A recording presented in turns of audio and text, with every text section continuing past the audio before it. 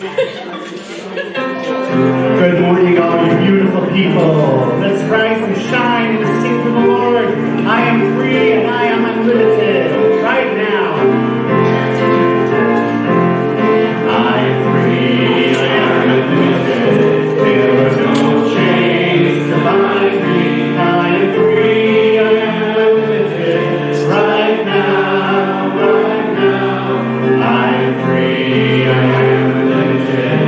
There are no chains that bind me. I am free, I am unlimited. Right now, right now. Let's do it again. I am free, I am unlimited. There are no chains that bind me. I am free, I am unlimited. Right now, right now. I am free, I am unlimited. There are no chains that bind me. I am free, I am unlimited. Right now, right now.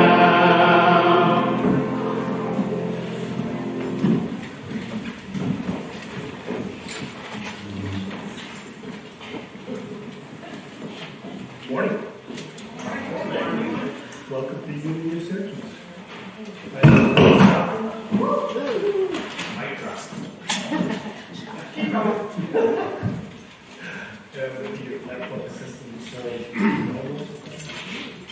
Unity is a positive, progressive, practical approach to Christianity based on the teachings of Jesus and the power of prayer. Unity honors the universal truths in all religions and respects each individual's right to choose a spiritual path. And we will say together our mission statement. Unity of Syracuse inspires, awakens, and transforms lives through unlimited love, prayer, and service. I'd like to warmly welcome all of you that are here with us in the warmth of this beautiful place, as well as welcome anyone that might be joining us at home in the warmth and beauty of your own homes. So now, if you would, stand and greet each other with a wave or a bow, and remain standing. And we'll say our statement of unity.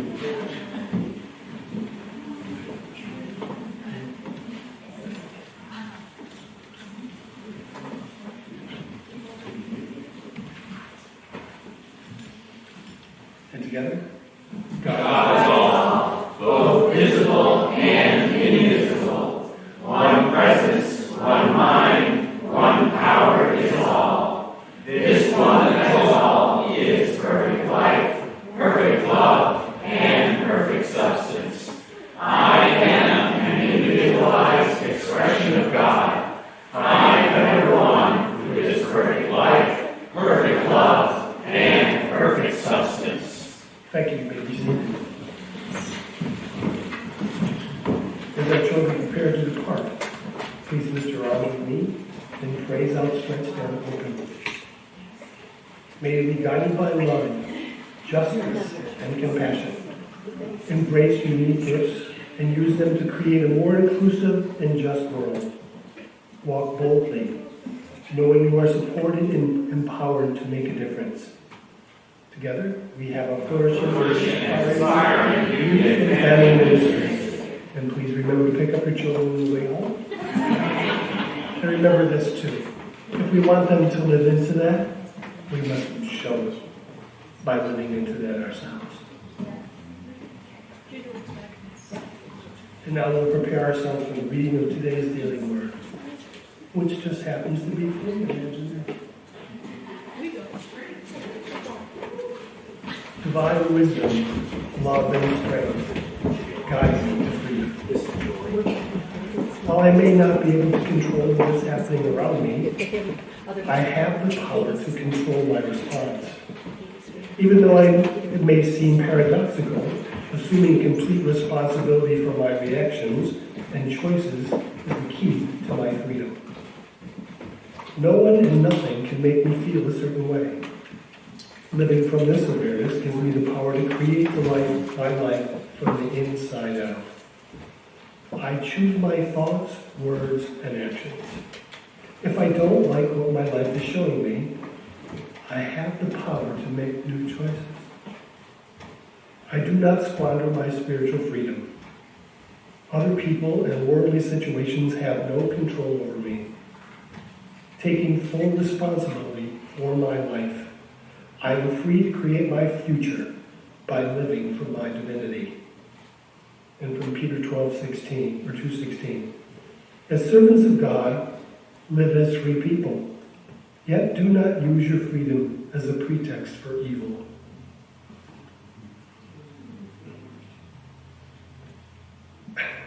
Sometimes it amazes me when I open this book, because of what we're studying, this book about wholeness and the paradox. If you're a reader of Richard Rohr, that was a subject a couple of weeks ago. And the fact that I'm standing here today and we have a discussion at 10 o'clock from 10 to 11, we talked about this.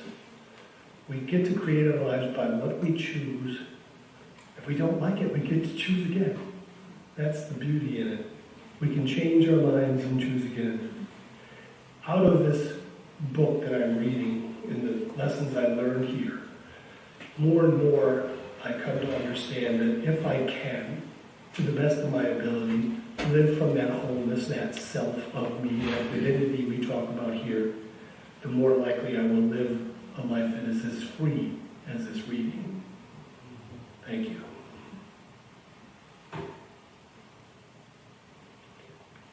Five basic beauty principles should be up on the board. 5 basic principles are our guideposts, tested by experience, reminding us how divine presence unfolds through our lives. And now we open this space up for anyone who would like to give a personal testimony to the power and grace of our basic principles. So if one or two of you would like to share, if you'd raise your hand, we'll bring you a mic.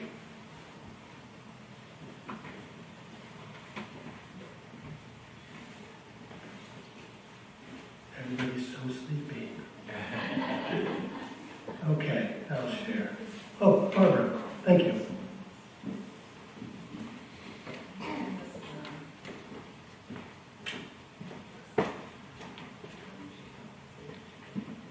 Hello? Okay. This week, my brother-in-law had to go undergo brain surgery for an aneurysm. He had a brain bleed. And he is in very precarious health to begin with. So my sister-in-law called me and she said, "Oh, can you just pray?" And so I said, "I'm going to pray a different way than you pray. I'm going to pray affirmatively." And so before, so we prayed and affirmed that all was working for his highest and best good. So she called me yesterday and she said, "It's a miracle. The doctors cannot believe that he knows who he is, he's talking, he's feeding himself, and he couldn't do this on Tuesday." And so now he is doing all these things, so I think there's power in affirmative prayer.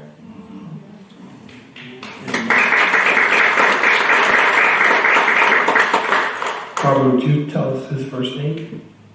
His name's Mike. We'll hold Mike in prayer and see him. He has about a month or two of in the hospital to stay. I hope just a month, but then again, We got him covered. Anybody else? Yep. Steve?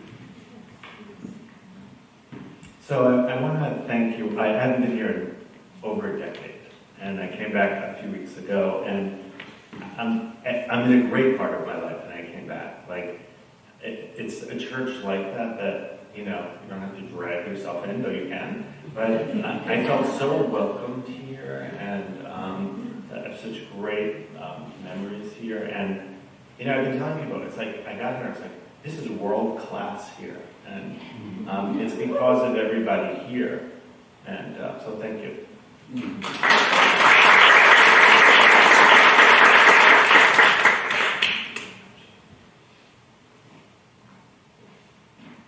It's good to see you. And your essence has certainly been here, whether you have been physically or not. Now's the time for a blessing of our prayers. And Natasha is our prayer. Unity was and is founded on prayer.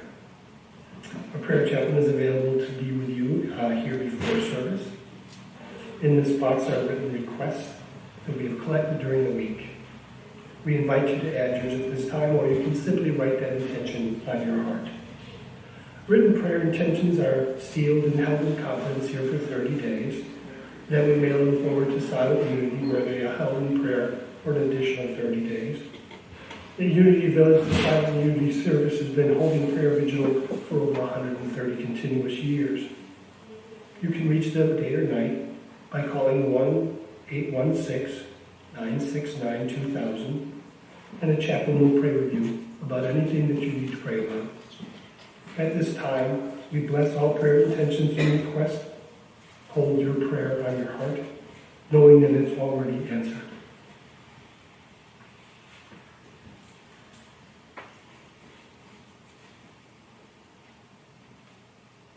Taking a few centering breaths, let's collectively drop down into the heart space, fully realizing that sense of spiritual freedom, knowing that unlimited possibilities stands before us. We release all limitation and obstacles into realizing that divine spiritual freedom. We lift up the prayers that are held in this room, in the hearts of the ones that we love, and in this box. Knowing that as we live and breathe into our own sense of spiritual freedom, those things that may prohibit us from realizing it are released. We express our own divine nature. And it starts with releasing the prayers in these boxes, in these hearts, in our minds. And as we join here together today as a community, we do it for ourselves, we do it for the person we sat beside, we do it for the names that we've placed in this box, and we do it for the world at large. Thank you, God, for this divine appointment to be here together, to do this with one another. And so in this now moment, whether it's already been placed in the box or it's still held internally, together we take a big deep breath in, and as we exhale, we let it all go. Today is made anew. Each moment is made anew, and for that we are eternally grateful. So by the divine Christ nature of all things, we allow it to be, and so it is. Amen. You're on next, and then we'll have our lesson by Cybie Mauro. Hello. Anthony, what do I need to do here? Wait, the channel at 3 stuff? Yes. Hello? No. Oh, try changing it to 2.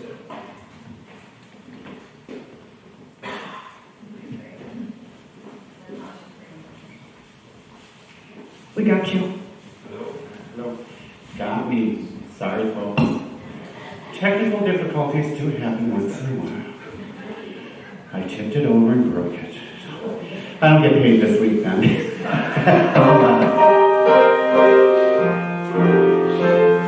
For the pure in heart, life is a simple thing. Nothing but joy to bring, even in sorrow. For the pure in heart, there's no need to be afraid. Everything will be made clear by tomorrow. So follow your heart and do your dreams true. Do what you love, and love will come to you. For the pure in heart, it's clear what path to take. You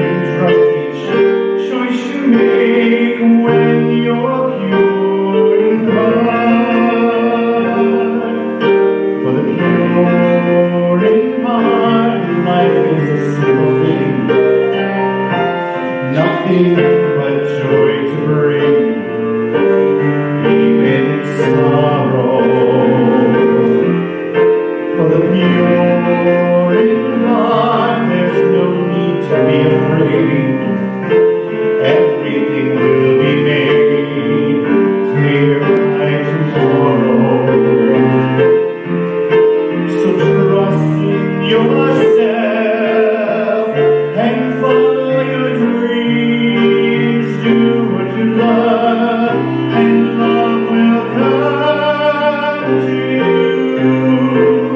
For the pure in heart, it's clear enough to me. Won't it be good to know when you're pure in heart?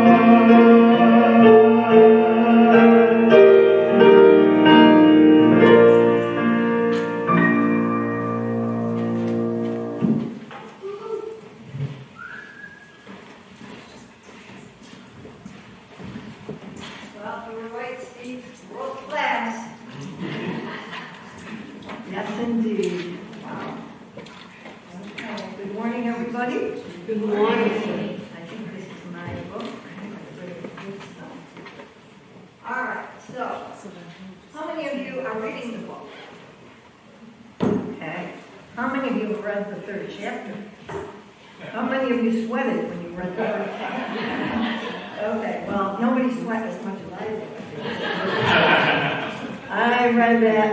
I read the book 3 times before this class. And I read that chapter probably 12 times.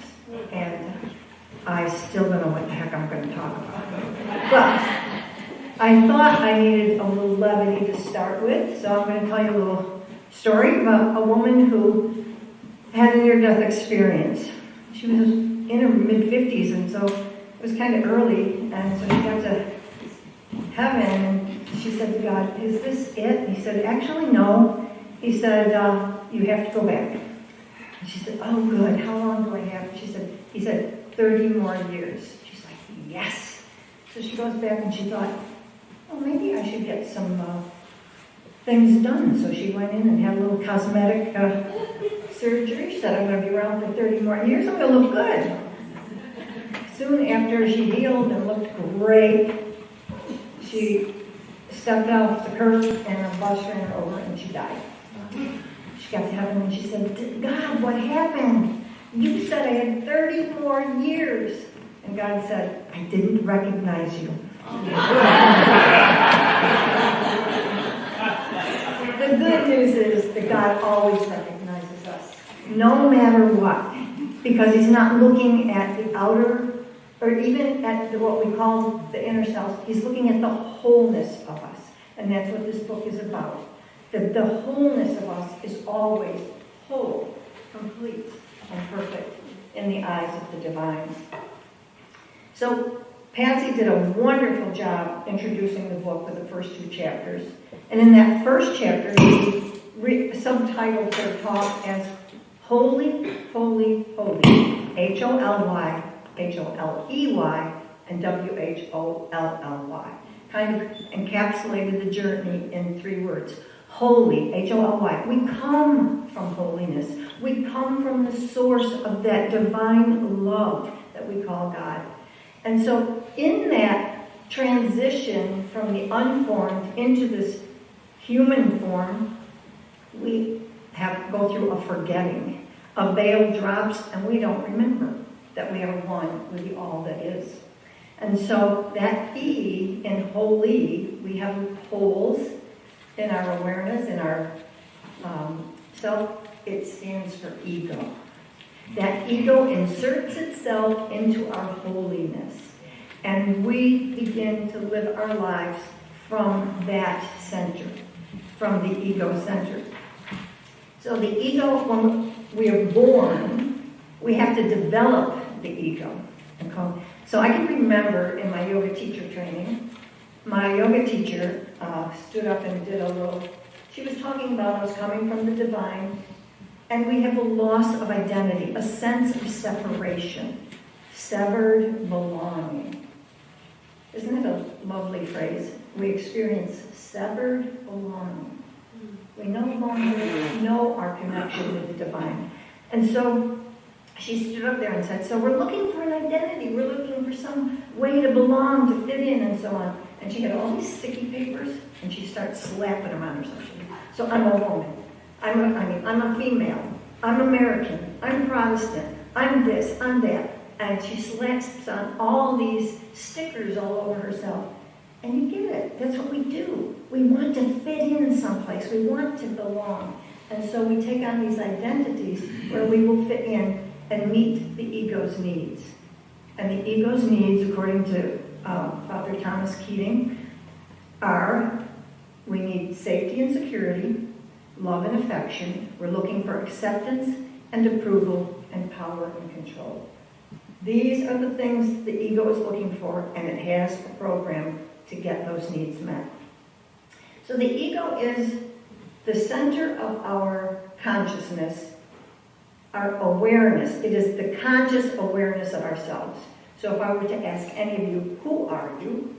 I know you'd say things like, well, I'm a teacher, I'm a man, I'm a woman, I'm Protestant, I'm Catholic, I was raised this, I'm that, I have an ethnic background of this. We would start naming all those descriptors. It's not the truth of who you are, though. Those are the things you've taken on as your ego identity. It is the I you think you are. But you are much more than you think you are. As a matter of fact, you're more than you can think you are. So it is the mind-identified self that starts to operate in the world. Now, I'm watching my grandchildren. My youngest is 1.5 years, and then there's a 2-year-old, and then there's a 4-year-old, and you can see those stages of the ego development right before my very eyes. It's amazing. And so I really have this little laboratory to work with. So this ego presence is our conscious awareness, our conscious awareness of a self, I, me, right? And so my 1.5-year-old grandson, he now knows that he's separate from his mom. He has a sense of his body, he has a sense that he's separate from his brother, and so on and so forth. The ego relates to the external. Okay, so it's all about that. So we have forgotten that, remember that story about the little boy that wants to have a moment with his younger newborn baby sister, and he goes into the room and whispers, tell me about God, I'm beginning to forget. So we forget our wholeness, and we have this whole identity that we've developed, which Eckhart Tolle calls the mind-identified self. And that is the personality is part of that ego. We develop an ego, and then we have a persona, which is the Greek word for mask. And so we develop a mask that we present to the outer world. So Don, my husband, may know me as kind of grouchy sometimes, but here at church, everybody sees me as happy and go-lucky, right? And so that's my persona. I want you to see me as that, So we present the face to the others that we want them to see us as, because we don't want them to know there's anything else but that. So that's personality, ego. But this chapter is about individuality. And it's like, what is that? Well, I'm going to try to explain it. So I'm more than I think I am. The personality says, I'm this, I'm that, I'm not that, I'm this. So it's always sifting and shifting about who it is, what it wants to take on, what it wants to own, what it doesn't want to own, to distance ourselves or to take on. But so the personality says, I am this or that, but the individuality says, I am. Our wholeness. And this journey is called Healing Ourselves, Healing the World. This chapter is called Individuation, Pathway Back to Wholeness. So we're going to talk about some ways that we can examine the blocks to our awareness of our wholeness. Or as in the Course of Miracles, the blocks to the awareness of love's presence. So it's all the same. We have blocks.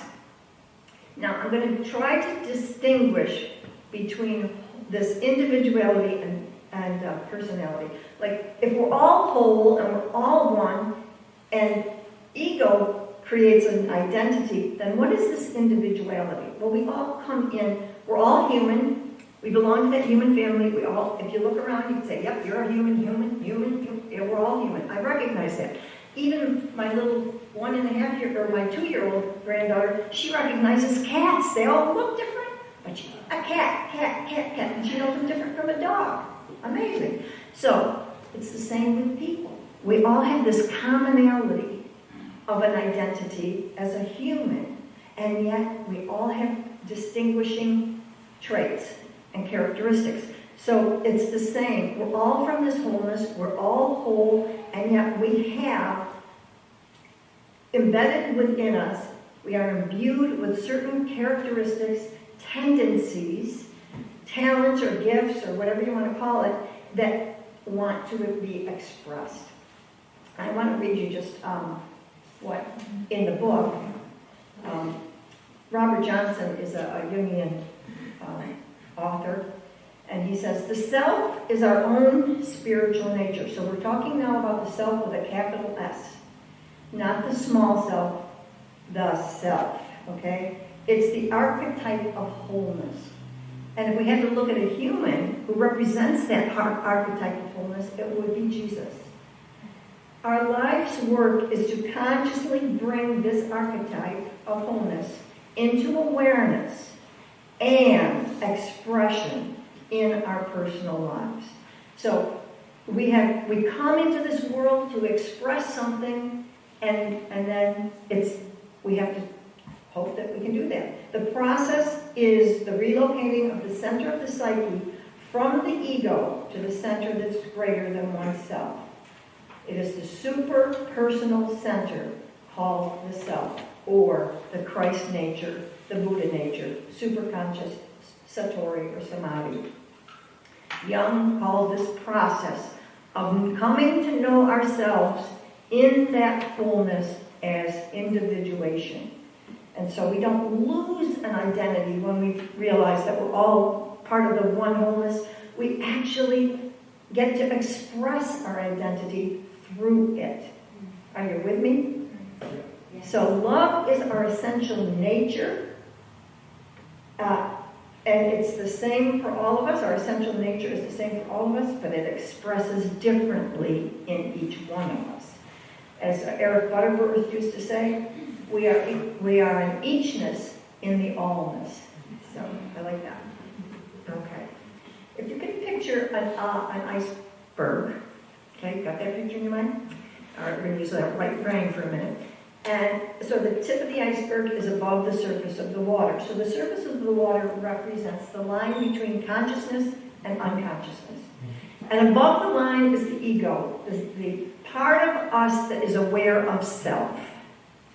Below the line is everything else in our unconscious. It's personal unconscious, and it's the collective unconscious, which Charles Fillmore, our co-founder, called race consciousness. So we inherit a lot of stuff in that collective unconscious. Okay, so there's a phrase that says the ego is a terrible master and a wonderful servant. And so this whole process is a way of taming that ego so it can serve this higher self, okay? So Jesus said, according to the Gospel of Thomas, he said, if you bring forth what is within you, it will save you. If you do not bring it forth, it will destroy you. Now, I'm not going to use that word destroy, but think about this. If you bring forth what is within you, it will save you. If you do not bring it forth, it will impair you. It will impair you from seeing and being the wholeness that you already are. And so, this path, I'm trying to figure out here. I've got all the, my mind maps. So I just have to say, this chapter exploded my mind. I mean, it went like literally out through the roof. And then yesterday, my mind imploded. So it was at 6 o'clock this morning, I was on, it was like, I gave that talk this morning. By 10 o'clock, I was done. So I said to God, I feel like I've already given the talk. I don't even, or I want to either just leave. Because this feels like it's a graduate course, and we're trying to bring it down into our understanding, and it's such a challenge. So we have within us something that Jung called the shadow. Are you all familiar with that? This isn't just about psychology. This is about spiritual psychology. We have to deal with the things in our shadow so that we can come into spiritual and psychological wholeness. So, we say it every day on Sunday. I am an individualized expression of God. Have you ever wondered about that? I am one with perfect life, perfect love, and perfect substance. Huh? I am? We say it, but what's blocking me from knowing it and living it? And so that's what we want to talk about today. I have a couple little props here. So this is another demonstration of individuality. So Play-Doh. Y'all familiar with Play-Doh? It's the substance. It's the perfect substance. And then you have a little mold. And it's got a little press that presses down through it. And so when you press the substance through this individuality of this mold, each place, there's a little square, there's a circle, there's a star. Okay? When that substance, the allness, presses through this press, it takes on the shape of that particular shape. Okay. Now, if there was something blocked, there's a little star there, if that were blocked, it's not going to come out and express its wholeness.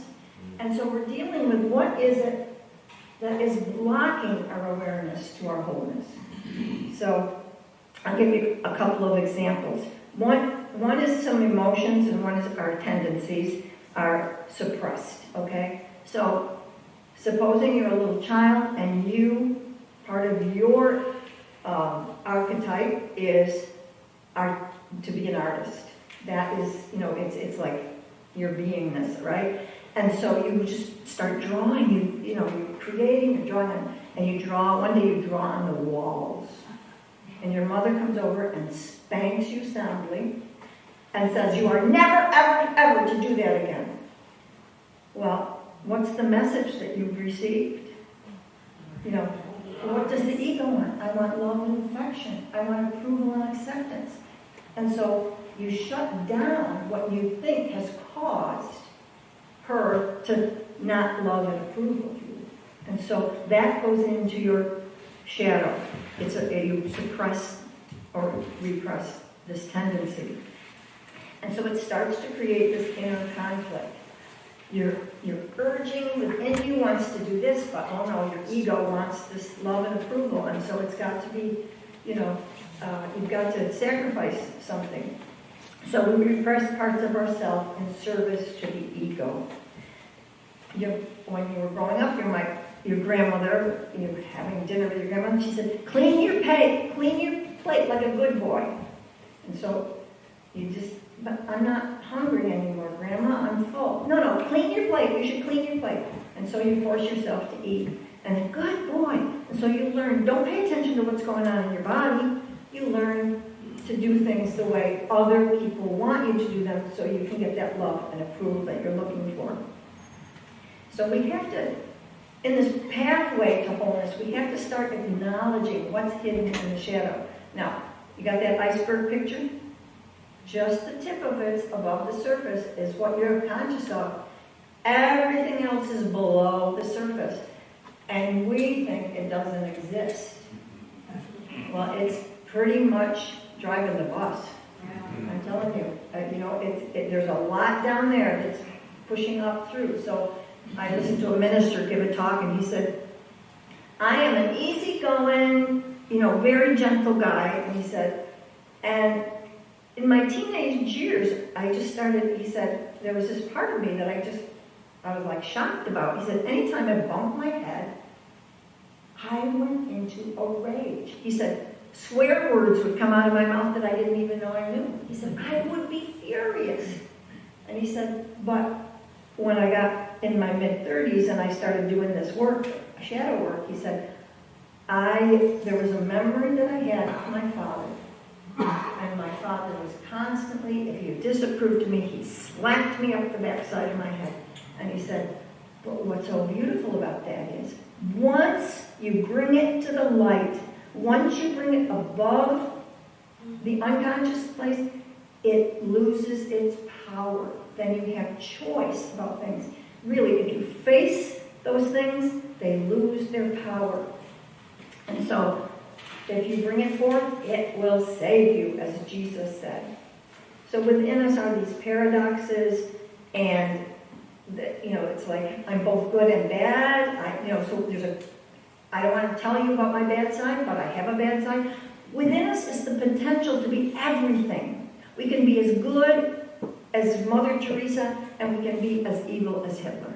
We have those potentials within our unconscious, and yet we have to exercise that control, that make choices that feed one or the other. Like the story about the two wolves. Within me there are two wolves. Which one do you feed? I feed the one that's gentle and kind and loving, not the one that wants to do evil or not good. So we have to bring into conscious awareness that which is below the surface and causing some conflict within us. This is a lifelong process. Individuation is the lifelong process in which a person increasingly becomes the whole, complete person God intended him to be. It entails the gradual expansion of his or her consciousness, the increasing capacity of the conscious personality to reflect the whole, total self. So this is not something that you go out and try to, like you're going to dig for it. I guarantee it, things are coming up all the time, close to the surface, that you're not looking at, that I'm not looking at. And they are the things that cause that inner conflict. They're right below the surface, and it is the self that's driving them to the surface for you to look at, so that you can claim another part of your wholeness. So I'm just going to talk about, when Patsy started this, Robert Brumet said, the path to wholeness is self-observation, right, without what? Judgment. Self-observation without judgment. That is huge. Just first of all, start to observe your thinking. Holy cow, you're going to wonder who that Brumet is. Never shuts up. It's always judging, comparing, analyzing, criticizing, commenting, opinionizing, and storytelling. Blah, blah, blah. It's going all the time. If you try to sit for 5 minutes and not think, just watch yourself. So become the witness. Watch your mind. It's very helpful to step outside yourself. And what was it Reverend Leroy used to do? He'd talk about himself in the third person. Oh, look, there's Cybie doing that thing again. Okay? Whatever it is. So you want to look at what your triggers are. So it's interesting. I was working on this talk. I had an attitudinal healing class this last week. And the facilitator said, today we're going to look at emotions. And I'm like, okay.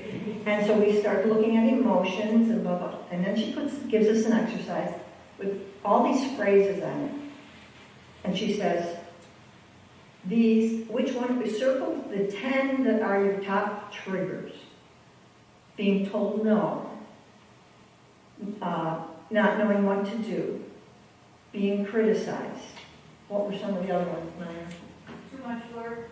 Too much work, being tired.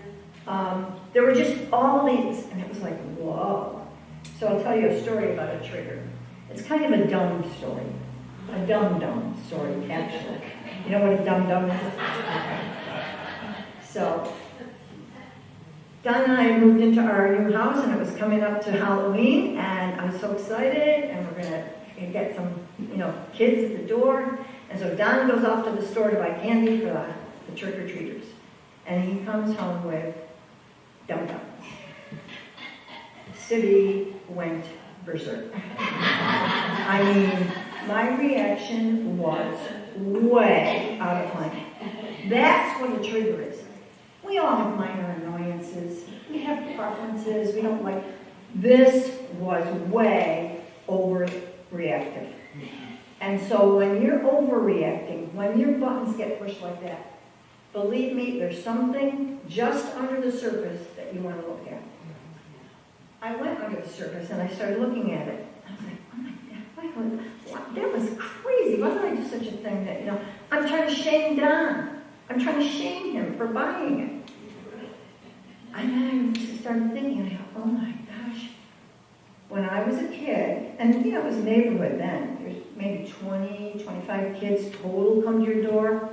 Mrs. Pazinski gave out Hershey bars full size. Mrs. Basson made popcorn balls, and I had to answer the door and give a dumb.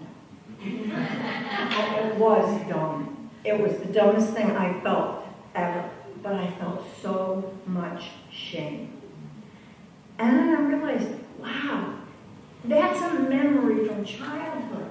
It's way down there, and yet something in the now pops it up to the surface so I can see, wow, I have the capability of, because it was unprocessed when it went down there, and I have the capability of shaming somebody else because I never dealt with the shame I felt.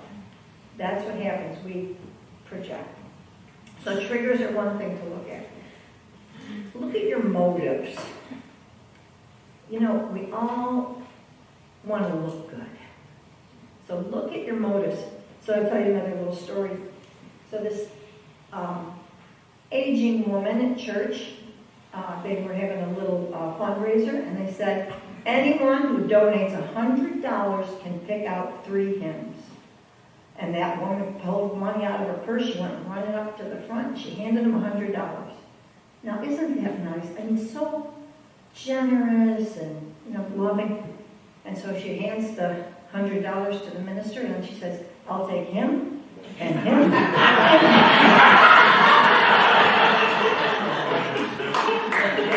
Look at your motives. Look at your motives. We want to be nice so people will like us or won't think poorly of us. But if we can really look at, the other day I was sending an email to somebody and I was like, I started to type it, and I was like, that's not true. I'm not being authentic here. I'm not being honest. No, And so I had to redo it like 3 times in order to say something genuine, that I wasn't just trying to please somebody else. So look at our thoughts and our motives, our triggers, and our emotions. And we just, looking at your feelings does not mean analyzing them. It really, it's not, you don't have to sit down and say, why is this happening? Why did I do that? Necessarily. I thought I had a quote in here, but I'll skip that. So anyway, you get it though. You don't, because once you start going down that rabbit hole and analyzing it, you've lost the juice just sitting with your feelings. Where does it occur in my body? So when I did my another mindfulness training, during the week, my yoga teacher got a call that his wife, who was 6 months pregnant, miscarried. Well, the whole class was like, oh my God, you gotta go home. He lived in Arizona. You gotta go back, blah, blah, blah. He said, no. He said, I just want to tell you what my process was. This was a mindfulness training, right? And he said, I immediately lost everything I knew about mindfulness. And he said, and I went to story. And I went to, oh my gosh, we've told everybody, everybody's expecting this. We have these plans. We're now, aging, we may never have another child, we had all that, everything's like spinning up. Well, am I going to tell this person, that person, where do we get I should go home. He said it was just insane. And he said, finally, I just said, stop it. Just feel what you feel. Where do you feel it? He asked himself. He felt it. He said, I felt it here. What's it feel like? It feels like a weight. It's heavy. I feel caved in. And then he said, oh yeah, this is what grief feels like. And he could just be present to his grief. And when he was okay. He could come back to class. He could finish out the week and then go home. So it's just a process. It's a process of coming to know ourselves for what we are, greater than what we think we are, greater than what we think we're capable of. So it talks a bit about paradox in here. And so we start out our statement of being with a paradox. God is all, both visible and invisible, right? And so we're based on a paradox. Jesus was divine and human. We are all divine and human. And yet, how did the small mind can't even understand that. It can't even begin to embrace that. When my best friend died in 1991, I was just grief-stricken. And one day I was on my way to work, and because the waves of grief would just come out of nowhere, I met a stop sign. There's somebody else coming the other way, and she's got a radio on, and she's singing. I can see her, da-da-da, And I'm like, oh yeah, easy for you to sing. You haven't just lost your best friend. And I'm just sobbing. And then I was like, oh my gosh, you haven't lost your best friend. You didn't know Joanne. And then I was like, oh my gosh, I can feel gratitude and joy. At the same time, I can feel despair and grief. Wow. And then I could hold the tension of those opposites within me. Just take everything and see if you can see if there's another emotion that pairs with it. If I think I'm a passive person, notice when I have the tendency to be a little aggressive, etc., etc. Come to terms with paradox. So, you're going to have to get the hook pretty soon, huh? All right. All right. I just want to end with saying that everything happens for us, not to us. We know that. That's our unity catchphrase. Everything we experience is created by the S, capital S, self, as an opportunity to awaken to the truth of our being. To awaken to the truth of our being. Awareness of emotions and triggers can bring unconscious thoughts and beliefs that are running the ego's program to the surface so we can choose our responses. That was our reading today from the Daily Word. We can bring, when those things come up and we're aware of them, then we have made space around those difficult situations or emotions, and we can make choices, better choices for a better life. So I think I covered most of what I thought about. Now I have to go home and put away the 12 books that I've had out, and a room full of papers, and so on and so forth. But as we move into meditation, I'm going to read a poem, and then we're going to go into meditation where I'll read it again, because I think this is so beautiful. It's a poem by the 14th century mystic Persian poet 𝐻𝐧𝐥𝐢𝐧. He says, there is a beautiful creature living in a hole you have dug. So at night I set fruit and grains and little pots of wine and milk beside your soft earthen mounds.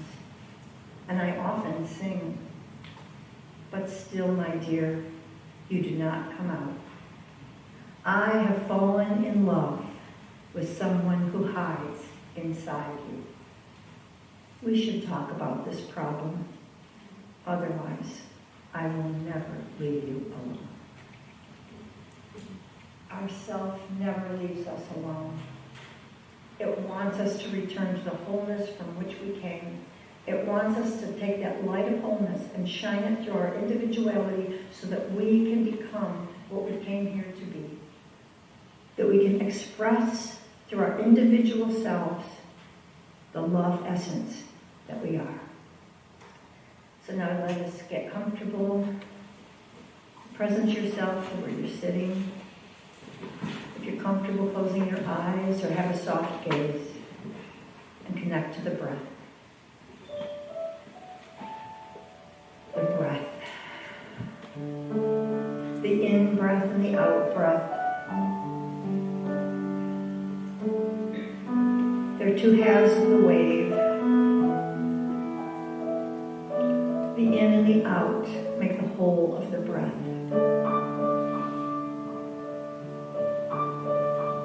And that breath that comes in is the presence that wants to express in and through you.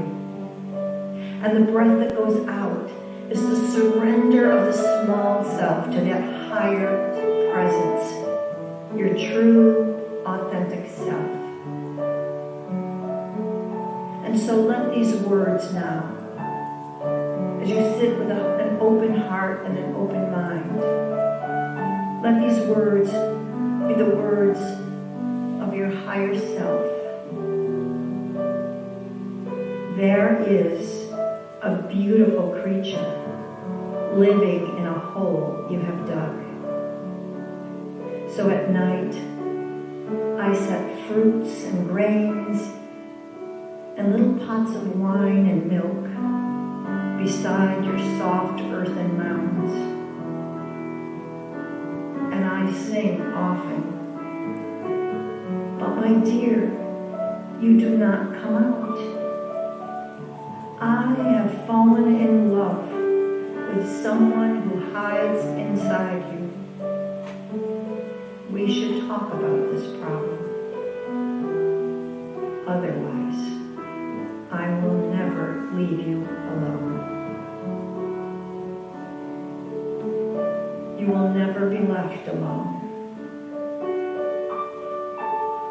God will always urge you, nudge you, give you opportunities to awaken to the truth of your being. The light of your wholeness shines through the individuality that you are. And that unique self is who you came here to be and what you came here to express. Through that individuality is love. Love is your essence. You are whole, complete, and perfect in the essence of love.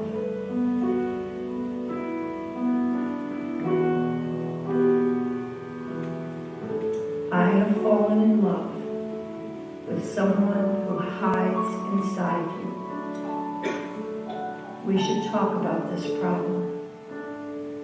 Otherwise, I will never leave you alone.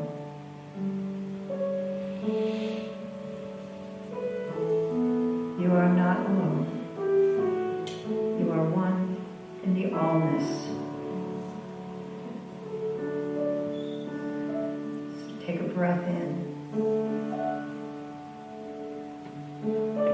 Let that breath fill you, open you.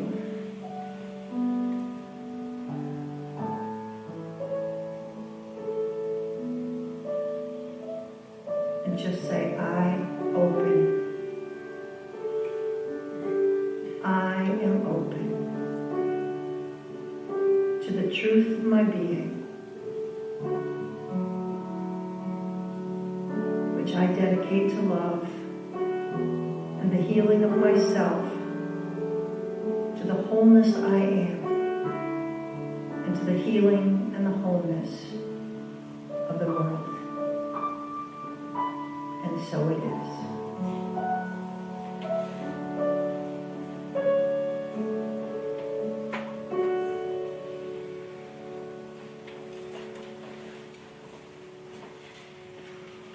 Namaste. I get my plate on the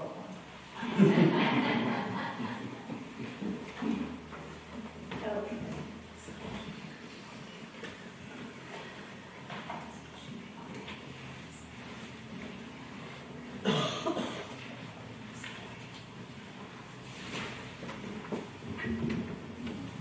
Hello, beautiful creatures. That was no small feat of genius.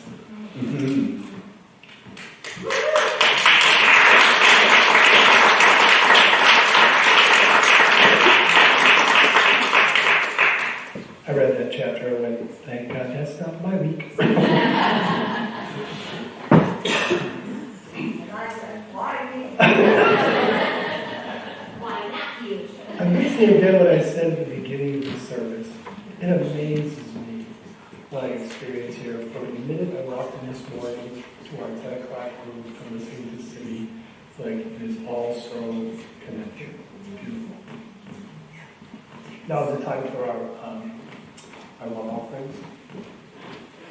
Giving and receiving are one and the same. So we will encourage you to visit the website and sign up for electronic giving if that is something you would like to do at Syracuse.org. Now we will pause and reflect on the abundance of blessings that have freely been given to us. May these offerings, given from hearts, filled with gratitude and compassion, be a testament to our commitment to love and transformation in our faith, in our community, and in the wider world. May they be multiplied and lifted as we use their good to create a more harmonious world. And together we will say our blessing. Divine love as me, blesses and multiplies all that I have, all that I give, and all that I receive.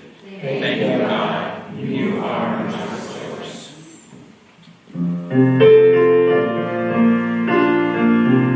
Know the joy of life. Know the joy of life. Just as Master Jesus taught us. Know the joy of life.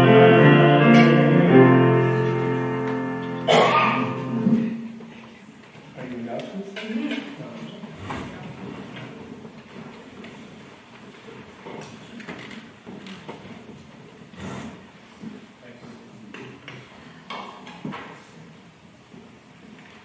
Okay, a couple of announcements. First from the YFM, all of December, all the way up until I think the second week of January, there's a collection bin that was downstairs in the fellowship hall. And last week, I guess it'd actually be 2 Sundays ago, the YFM did sort all of the donations that were brought in, and they were taken to Franklin School last week. And there, a social worker staff at the school stated that they were very touched by the generosity of donations that was collected by our YFN group, saying that they were cool or the best they'd ever received. So collectively, as a congregation, we helped fill an entire car with all the boxes and bags of new or gently used coats, snow clothes, hats, gloves, socks, and other clothing. And just so you know, Franklin Elementary serves approximately 700 students in pre-K to grade 5 with a high percentage age of new Americans. So they represent areas like Africa, Asian Pacific Island countries, and there are more than 10 languages spoke at this school. So there's going to be some photos of what the YFM has done on their bulletin board downstairs in the fellowship hall. And on behalf of the YFM department, I just want to say thank you so much for supporting our youth and their acts of service to a larger community.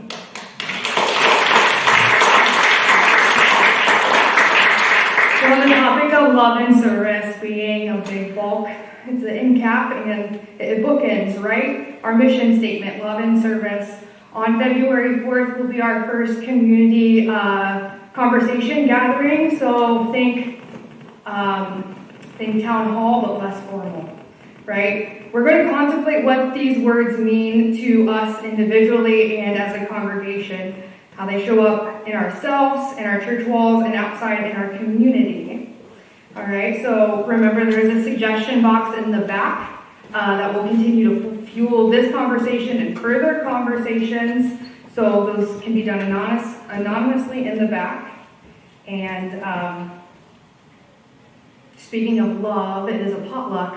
So show your love by way of food at that meeting. And then as we look at service, I'm helping to form a 2 or 3 person committee for the purpose of checking in with the architectural firm that we hired on behalf for the church. So this will be very labor friendly, I guess. It's going to be primarily through email, and it's just maintaining contact with each other and with the firm, filtering any congregational questions, keeping everyone informed, maybe with some sort of regular reports as needed. So it's going to be a very small group. I'll be working as a liaison to only 2 or 3 other people. So if you are interested, please see me so we can get that ball rolling together.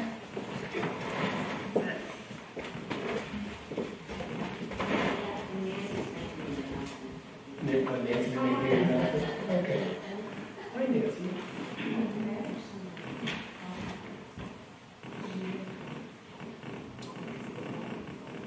Boy, doesn't everything seem to fit together so nicely. Talk about love and service. I'm here as a member of the nominating team for the board. And as has been shared with you before, there are 3 openings for the election, which will be held on March 12th, the annual meeting. March 10th, the annual meeting. The deadline for applications, or I should say the due date, is February 8th. There are a few applications downstairs in the bookstore, so please think about this. If you've been feeling a little nudge, suggesting this is my way to be of love, to be of service to my Unity family, please do check it out. I know that any board member would be glad to talk to you about just what it means to be on the board. And my understanding is that the board meets on Zoom once a month, usually Tuesday night, I think it is. Third Tuesday. The 3rd Tuesday of the month. I don't know if that will change once the board membership shifts a little bit. But please do consider it. If you've been an official member of the church for at least a year and you desire to be on the board, if you are a person who wishes to be of service, please check it out. And again, the members of our committee, our chairperson is Donna Lindner, Byron I never can pronounce it, Petrojonah, whatever. Sorry, Byron. It's Byron, B-Y-R-O-N, by the way, and me. So do feel free to check with one of us for more details. And again, a few applications are downstairs. You may need a magnifying glass to read this one because the font is really little, but we'll help. Thanks.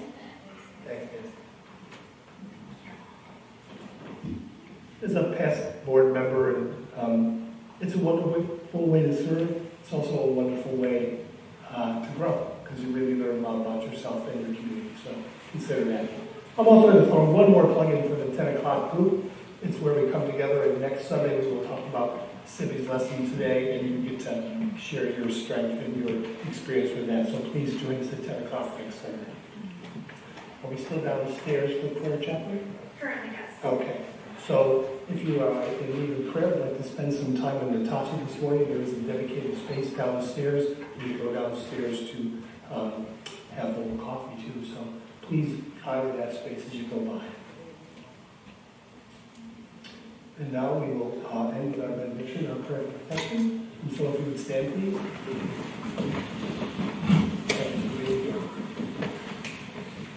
The light of God